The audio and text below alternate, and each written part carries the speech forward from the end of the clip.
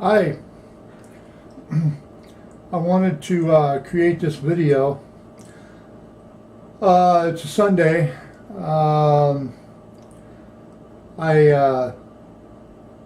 well, it's Sunday, 10:06 a.m. my time. Having a cup of coffee. Trying to figure out what it is I would really like to talk about. I've been breezing through a lot of the YouTube videos, and I came across a video today of someone that was ranting pretty heavily.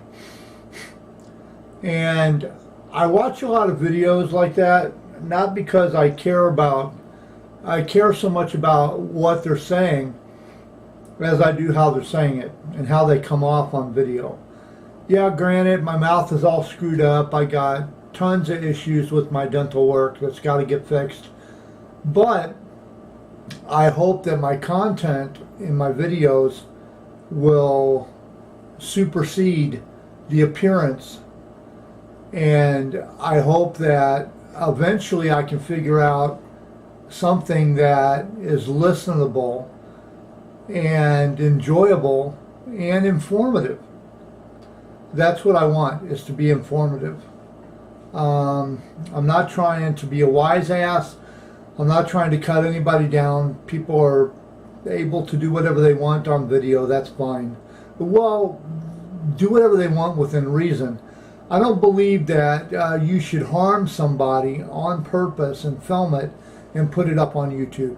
I don't believe you should harm any animals or destroy any public property for any reason and display it on YouTube. I don't agree with censorship. I don't think it's right for someone to censor you. I believe in personal censorship. I think that a person should have their own conscience, and their conscience should be their guide. Now, there's some people that are born without a conscience. That's just the way it goes.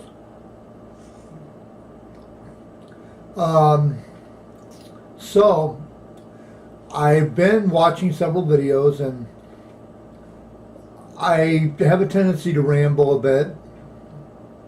I've been trying to work on that. Within some of the videos that I make, I have a very hard time. Getting my point across, and sometimes my point doesn't come across in the video until way after you get into the video, and some people get turned off by my videos. I don't expect a whole lot of people to watch my videos. Basically, I'm just thinking out loud when I do these. If you watch them and you enjoy them, or you get some information out of them, or it was uplifting, like my Seattle videos. I've been doing some videos on Seattle because you got impulse people that just up and move on a whim. They hear about how great Seattle is, just like the homeless. There's homeless in other states. They've got a buddy that moved to Seattle and find out that the homeless are taken care of great there.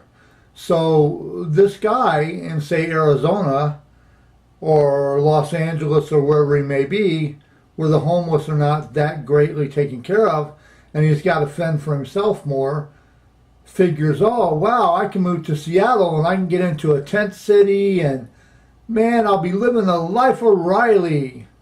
And then you got people that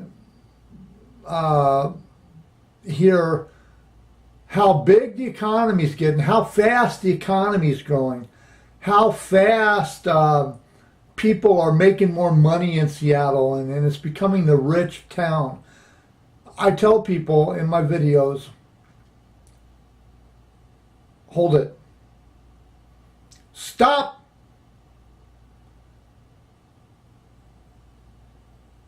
The dream is not alive in Seattle.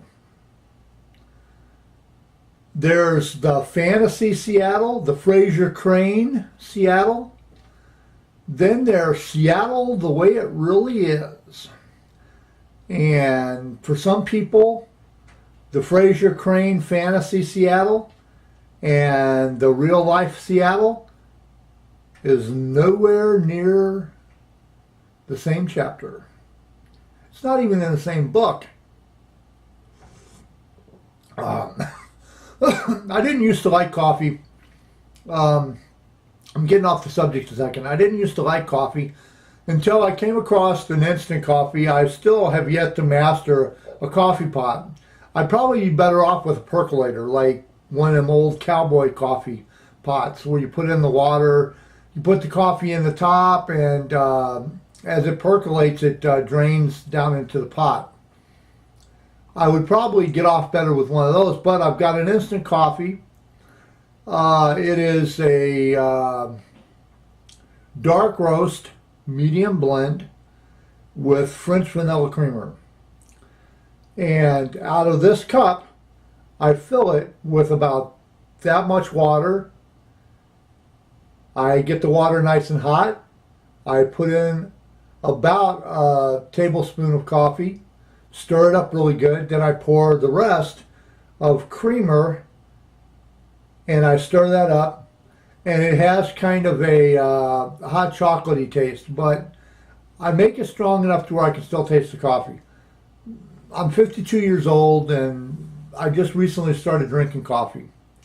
It doesn't wire me up. It actually kind of calms me down because I'm manic depressive, hyper sometimes, and I have ADD, attention deficit disorder, which means that it's hard for me to sometimes keep focused on tasks, and sometimes having short-term memory loss, I can forget in a split second what I was doing.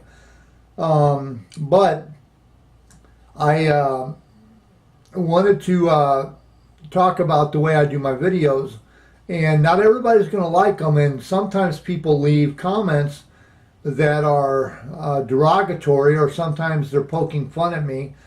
I'm okay with that. I mean, I'm thick-skinned. It takes a lot for you to say to piss me off. Sometimes I'll go with the joke. Sometimes you'll say something horrible, and I'll find a joke in there, and I'll respond in kind. And I try not to hurt people's feelings, but sometimes I'm very crass, and sometimes I'm very straight to the point. So my Seattle videos, I try to get people to think before they move, because there's nothing worse than moving to a place that you think you really want to be, and you find out that it's not going to be as easy as you had thought it was going to be. Seattle sounds nice. Well, for me, Seattle is ultra sexy. I'm thinking of it the way it was when I lived there. I've since moved due to something really stupid. I mentioned that in other videos, so I'm not going to rehash that. But I just did something really stupid, and I moved away from Seattle. Now I would like to move back to Seattle, live the rest of my days there. But I don't know if Seattle is even still there anymore. The Seattle I fell in love with might be gone. It may just be Seattle in name only. Yes, it has a Pike Place Market. Yes, it has a Space Needle. Queen Anne is still there. Capitol Hill is still there. Beacon Hill and First Hill are still there. But everything else might be gone. So I live here in Minneapolis, and I do my videos about Seattle and various other things. But my main objective in doing the Seattle video is to get people to think before they move. Do your due diligence. Get on Google Maps. Figure out the places you want to live at. Get on Google Maps. Put in a basic address, and it'll show you. You can get on the street, and you can look around. And some of the satellite videos and the street images on the street are probably as late as 2017. Or if you're lucky, maybe 2018. But it'll give you a chance to also go back in time a few years so you can see how it's changed over the years. So 2015 to 2018 is 3 short years, but there could have been a lot of major things happen in those 3 short years. So do your due diligence. talk to people that live in Seattle. Talk to people that have moved to Seattle, that are, because you don't want to move someplace and just barely get by. Especially if you sunk all your eggs into one basket and you find out that the basket has a hole in it and your eggs keep falling out of the bottom. Eventually the eggs will crack. So, do your due diligence. Make sure that it's someplace that you can afford to stay in. Just because you got $2,000 in your pocket to pay the rent, that doesn't necessarily mean that you have $2,000 to pay the rent. You can pay it, but that doesn't mean that you can afford to pay it. Some people figure that they're willing to do anything at all cost just to be somewhere, like living in New York or Manhattan or whatever. Some people think that they would be willing to have a 10-foot by 10-foot living space with just a cot because they're in Manhattan. And their life is outside their apartment, and they do everything at work. They go to parties. They got friends they can go over and socialize with. And they come back and it's just basically a sleeping room where all you can do is just sleep and store a little bit of clothes, and that's about it. I want more than that for myself. I think I deserve more than that for myself. Everybody's talking about minimalizing. Going from something huge to something really tiny, making a smaller footprint on the planet. That's great in theory, but I think we've screwed the planet up so horrible that it's beyond repair. Just like Seattle and the homeless problem. It may be beyond repair. You guys, Seattle, you may have allowed the homeless problem to get so out of hand for so long that you may not be able to fix it now. You know? So, having said that, I'm trying to work on my video. I'm trying to curb how I do my videos and not make them quite as long. I'm trying not to do what some have deemed, especially this one lady that I made a post on.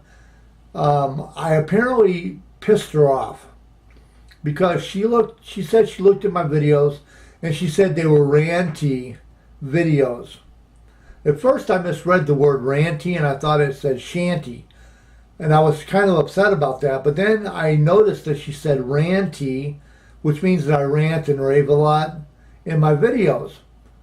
Well, when you're passionate about something, you tend to get a little heated. And I do that sometimes in my videos from time to time. But I took what she said to heart. And I'm trying to make my videos more palatable. And hopefully, when I speak, my speech isn't so messed up that you're able to understand me. I try to pronunciate my words properly.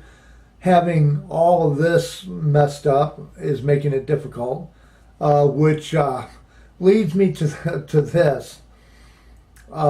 Take good care of yourself because you only have one of you. And if you screw yourself up when you're younger and you just live by the seat of your pants and you go and just go day to day and don't care about yourself, then you'll pay for it later on in life. I went through a depression after I lost my son when he was 3. His mom thought it would be better if she raised him. I'm not mad at her. I was for a very long time and I was extremely hurt. But she did what she thought was best for our son. But after that, I went into a spiral. I got very, very depressed. I started hitchhiking and moving around a lot, which is what brought me to Seattle in the first place. It was by accident, but it was a happy accident because those 4 years that I lived in Seattle, well, no, 5 years that I lived in Seattle, those were probably the happiest days of my life.